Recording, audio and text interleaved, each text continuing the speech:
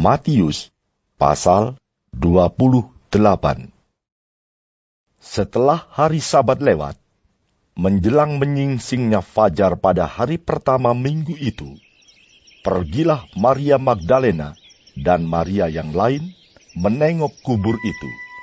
Maka terjadilah gempa bumi yang hebat, sebab seorang malaikat Tuhan turun dari langit dan datang ke batu itu dan menggulingkannya, lalu duduk di atasnya.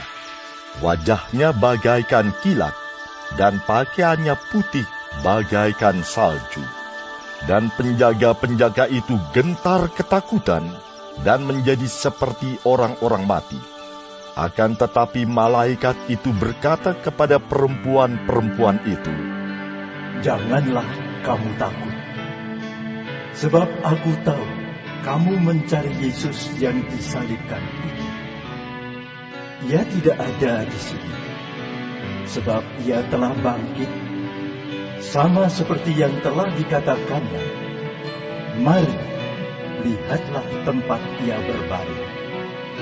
Dan segeralah pergi, dan katakanlah kepada murid-muridnya bahwa ia telah bangkit dari antara orang mati.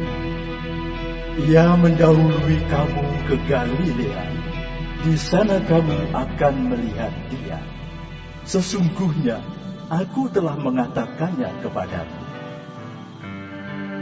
Mereka segera pergi dari kubur itu dengan takut dan dengan sukacita yang besar, dan berlari cepat-cepat untuk memberitahukannya kepada murid-murid Yesus.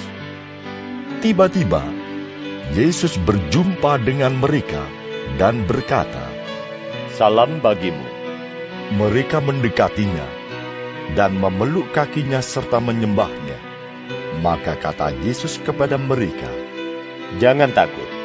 Pergi dan katakanlah kepada saudara-saudaraku, supaya mereka pergi ke Galilea, dan di sanalah mereka akan melihat aku." Ketika mereka di tengah jalan, datanglah beberapa orang dari penjaga itu ke kota dan memberitahukan segala yang terjadi itu kepada imam-imam kepala.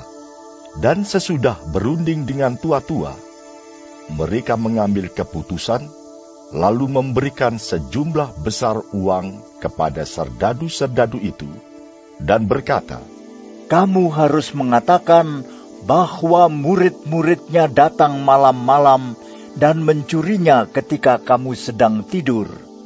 Dan apabila hal ini kedengaran oleh wali negeri, kami akan berbicara dengan dia, sehingga kamu tidak beroleh kesulitan apa-apa."